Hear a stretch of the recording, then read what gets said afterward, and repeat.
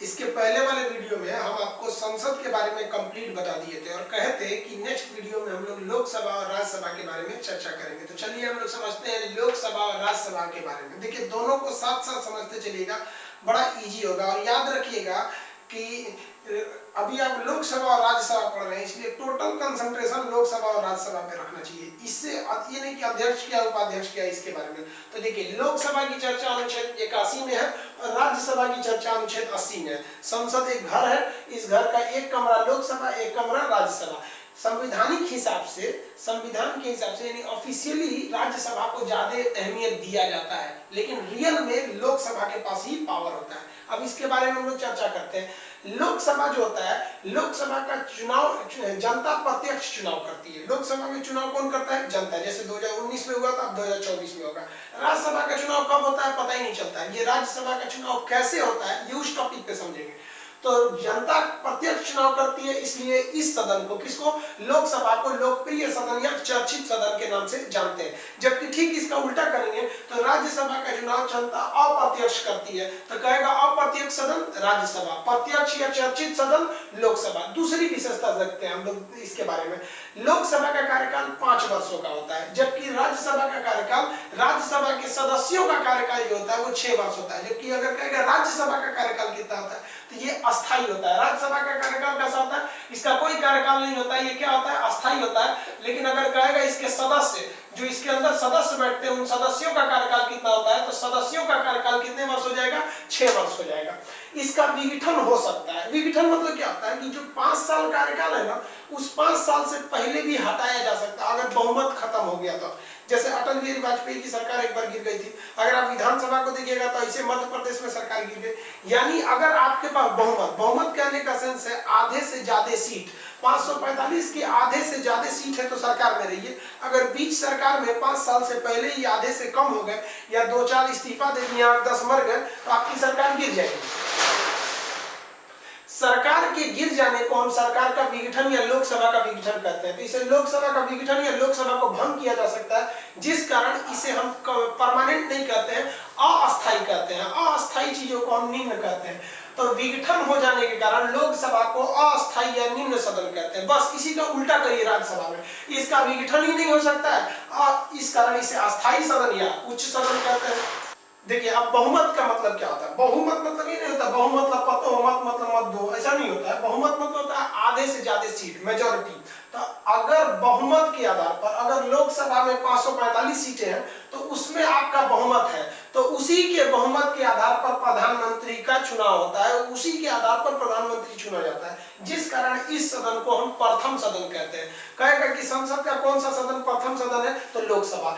लोकसभा क्यों प्रथम सदन है? क्योंकि इसी में आपको बहुमत चाहिए प्रधानमंत्री बनने के लिए। राज्यसभा में कितना भी बहुमत क्यों न हो जाए, उसके आधार पर प्रधानमंत्री को नहीं बनाया जा सकता है। देखिए जैसे 2014 में कांग्रेस का राज्यसभा में बहुमत था, तो क्यों नहीं किसी कांग्रेस पार्टी के नेता को प्रधानमंत्री बनाएंगे? नहीं, क्योंकि 2019 में बीजेपी का बहुमत लोकसभा में था, इसलिए बीजेपी ने अपने एक नेता नरेंद्र मोदी को प्रधानमंत्री बना दिया। तो इसे प्रथम सदन, और इसे क्या कहेंगे हम लोग? द्वितीय सदन कहते हैं। ये समझ में आ गया। इसकी आयु जो होती है, अगर आप लोकसभा का चुनाव लड़ना चाहते हैं तो आपकी आयु कम से कम 25 वर्ष होनी चाहिए, जिस कारण इस सदन को युवाओं का सदन कहते हैं।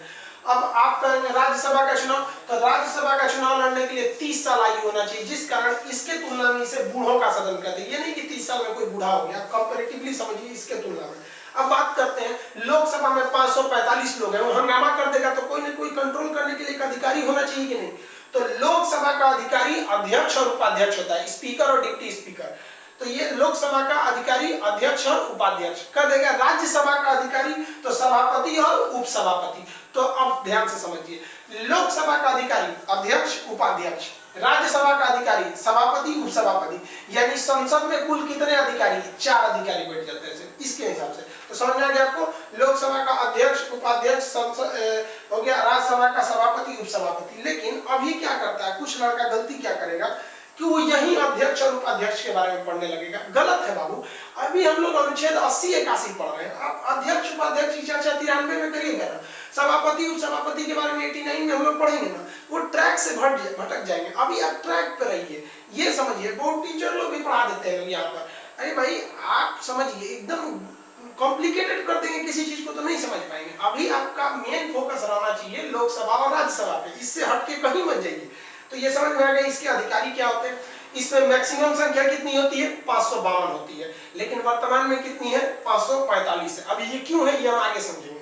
इसके कहेगा लोकसभा का अधिकतम संख्या 552, वर्तमान संख्या 545। अब इसी की तुलना अब राज्यसभा से कही, राज्यसभा में मैक्सिमम कितने होते हैं, 250 सदस्य होते हैं, और वर्तमान में कितने हैं, 245। अब इसमें मनोनीत, मनोनीत का मतलब होता है राष्ट्रपति अपने मन से नियुक्त कर देते हैं, किसी को मनोनीत कर देते हैं। तो राष्ट्रपति कितने को मनोनीत करते हैं, 2 एंग्लो इंडियन को मनोनीत करते हैं। किसमें करेंगे, लोकसभा में, किस अनुच्छेद के तहत, 331 के तहत। अब वही अगर राज्यसभा की बात करेंगे तो राज्यसभा में भी राष्ट्रपति मनोनीत करते हैं अनुच्छेद 80 क के तहत। कितने लोगों को, 12 सदस्यों को। वो कहां से आते हैं 12, या तो विज्ञान में अच्छा हो, समाज सेवा में अच्छा हो, या फिर कला में उनको अच्छी रुचि हो। जैसे अब देखिए इनको रंजन गोगोई को राष्ट्रपति ने राज्यसभा के लिए क्या कर दिया, मनोनीत कर दिया उसको, उन्हें अब देखिए आपसे एक बार क्वेश्चन पूछा था घुमा के, कहा था कि संसद में कितने लोगों को मनोनयन होता है। अब आप बताइए, लोकसभा में तो 2 एंग्लो इंडियन हो जाते हैं और राज्यसभा में 12 सदस्य हो जाते हैं, तो टोटल संसद में 12 और 2 14। तो ध्यान से समझिएगा, वो संसद पूछ रहा है या संसद का कोई सदन पूछ रहा है। समझ में आ गया आप लोगों को। तो ये हो गया। अब बात करते हैं ये मैक्सिमम 545 और वर्तमान में 545 552, इसमें अंतर क्या है, ये क्या चीज है समझिए। देखिए लोकसभा में जो मैक्सिमम सीटों की संख्या है वो 552 हो सकती है। अब ये 552 कैसे हो सकती है, तो इसमें 2 एंग्लो इंडियन को मनोनीत कर दिया जाता है। कौन करते हैं, राष्ट्रपति। यहाँ लिख दिया अनुच्छेद कितने के तहत, 331 के तहत। तो 2 एंग्लो इंडियन को राष्ट्रपति मनोनीत कर देते हैं। और निर्वाचन यानी चुनाव कितने लोग का होता है, 550। चुनाव कितने का होगा, 550 का होता है।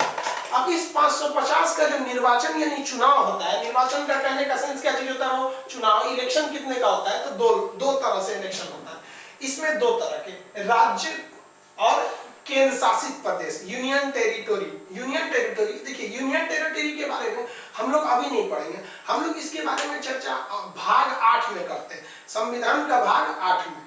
केंद्र सरकार क्या होती है इसके बारे में भाग 5 में, राज्य सरकार क्या होती है भाग 6 में, 7 वाला भाग को तो अभी हटा दिए गए, किसी काम करिए। भाग 8 में यूनियन टेरिटोरी, केंद्र शासित प्रदेश। केंद्र शासित प्रदेश की वर्तमान संख्या 8 है और राज्यों की संख्या 8 है।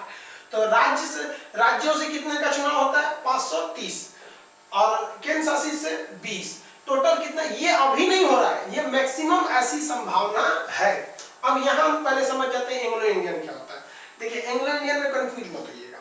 एंग्लो इंडियन किसे कहते हैं, भारत जब गुलाम था तो भारत को समझिए कि हनुमान जी का प्रसादी बना दिया था, जिसको मनू नोच के लेके चल जाता था। मसाला यहाँ पुर्तगाली आया, वास्को डिगामा आया, ससुरा हल्ला कर दिया, चल चल चल भारत बहुत अच्छा देश है, अतिथि देवो भव, आओ आओ आओ, सब चल आया सब। Britain, France, Denmark, Swedish, French सब घुस गया सब।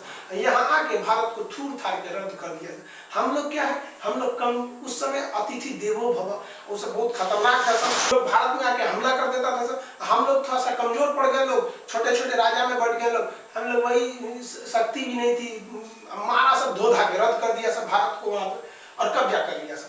तो वो लोग जब कब्जा किए तो यहीं पर वो अपना खानदान बसा लिया सब। 2-4 आए सब, यहीं पे शादी किया सब कर लिया सब। पुर्तगालियों ने तो शादी के लिए मतलब प्रेरित भी किया था, यहीं से शादी कर लो तुम लोग वहां पर। तो जब शादी की है तो उनसे जो बाल बच्चे पैदा होंगे वो यहीं रहते थे।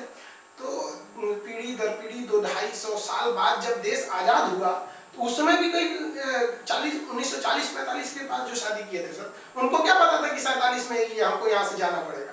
जब 1947 में जब देश आजाद हुआ तो जो छोटा अंग्रेज जो था सब ना, वो ब्लैक वाला मुर्गी अंग्रेज सब, तो अंग्रेज वाला ना बीवी बच्चों को यहीं छोड़ दिया सर, अपने चल गया सर इंग्लैंड, वहां जाके दूसरा ब्याह कर लिया। उन लोगों के लिए शादी ब्याह करना कोई बहुत बड़ा बात थोड़ी होता है। शादी करना मतलब एक सिम कार्ड खरीदना, उस तरह से शादी है, तुम जा तुमसे नहीं इससे शादी करें। वो उन बीवी बच्चों को यहीं छोड़ दिया सर। वो यूरोप वाला हो, चाहे पुर्तगाल वाला हो, चाहे फ्रेंच वाला हो, चाहे इंग्लैंड वाला हो, सब छोड़ छाड़ के चला गया। अब वो बीवी बच्चे यहीं रह गए। अब उनका कौन ध्यान देगा, तो संसद में उनका प्रतिनिधि रखा गया, उन्हीं को हम एंग्लो इंडियन कहते हैं। ये एंग्लो इंडियन को संविधान में जगह दिया गया, कहा गया कि राष्ट्रपति इच्छा अनुसार 2 को मनोनीत कर लेंगे। अब एंग्लो इंडियन कहते किसको है? तो वैसा लड़का जिसकी माता तो हिंदुस्तानी है लेकिन बाप यूरोप के किसी एक देश का, देखिए अन्य महाद्वीप की चर्चा नहीं करिएगा, या यूरोप के किसी एक देश का नहीं, देखिए यूरोप वाले ही यहाँ आए थे। तो एंग्लो इंडियन एक तरह से ये गाली का शब्द होता है, समझ में आया ना, कि भारत में इसको एक तरह से गाली समझा जाता है। देखिए ये गाली है नहीं, लेकिन इसको एक तरह से अजीब मानना से देखी जाती है कि अंग्रेज आया सा बाल बच्चा पैदा करके छोड़ छाड़ के चला गया, तो उन्हें एंग्लो इंडियन कहते हैं। समझ आ गया आप लोग को एंग्लो इंडियन? तो संविधान के अनुच्छेद 331 के तहत एंग्लो इंडियन के लिए 2 सीटें आरक्षित की गई थी। ये याद रखिएगा, 95वां संविधान संशोधन 2009 में कहा गया कि 2020 तक 2 एंग्लो इंडियन का मनोनयन संविधान में किया जाएगा। अब ये 2020 चल रहा है, अब इसमें कोरोना घुस गया है, अब कोरोना जब खत्म होगा, सदन चलेगा, तब देखा जाएगा कि इनकी सदस्यता यानी ये प्रावधान आगे बढ़ाया जाता है या नहीं बढ़ाया जाता। समझ आ गया? तो ये एंग्लो इंडियन का किसे कहते हैं, ये समझ में आ गया होगा आप लोग को। तो ये अधिकतम संभावित संख्या है।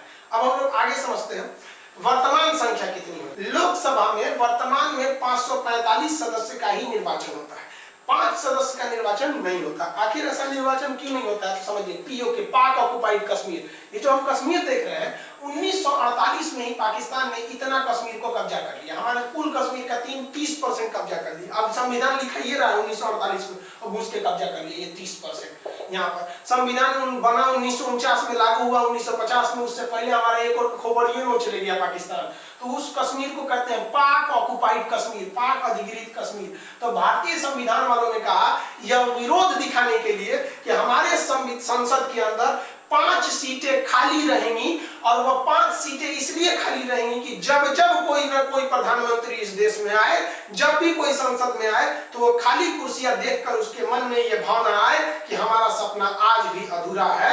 हम वो सीटें तभी भरी जाएंगी 5 जब हम ये पीओके को लेकर आएंगे, और यह पीओके एक ना एक दिन आएगा। बकरे की अम्मा कब तक खैर मनाएंगी, एक ना एक दिन हम इसको लेकर आएंगे, और जब लेकर आएंगे तो हम लोग के लिए भी फायदा होगा। ये नहीं पढ़ाना पड़ेगा कि अधिकतम इतना, वर्तमान इतना। पीओके के लिए हम लोग 5 सीटें रख देते हैं। तो वर्तमान में हम लोग अभी पीओके यानी पाक ऑक्युपाइड कश्मीर को नहीं ला पाए हैं, तो अभी संख्या कितनी है? 545। इस 545 में 2 तरह से चुनाव कितने का होता है? 543 का। मनोनीत कितने होते हैं? 2 एंग्लो इंडियन होते हैं। अब देखिए, निर्वाचन में भी 2 तरह का, स्टेट वाले मिलकर 530 सदस्यों का निर्वाचित कर देते हैं, और यूनियन टेरिटरी, केंद्र शासित प्रदेश जैसे दिल्ली है, दिल्ली में केंद्र शासित प्रदेश अकेले दिल्ली में 7 सीट है। केंद्र शासित प्रदेश दिल्ली में लोकसभा की 7 सीट है। एक अंडमान निकोबार में है, एक लक्षद्वीप में है, एक पांडिचेरी में है, एक आपका दादरा नगर हवेली, सब एक सीट दे दिया गया है उन सबको। तो यूनियन टेरिटरी के लिए 13 और स्टेट के लिए 530। एंग्लो इंडियन का 2 मनोनीत करते हैं। समझ आ गया? अगर कोई एक एंग्लो इंडियन इधर से कहीं से चुनाव जीत के आ गया, तो इधर 2 का मनोनयन नहीं किया जाएगा, तब 1 का किया जाएगा। मान लिया कि 2 एंग्लो इंडियन कहीं से चुनाव जीतकर आ गया, तब यहाँ 1 का भी राष्ट्रपति मनोनीत नहीं करेंगे। ये एंग्लो इंडियन समझ में आ गया?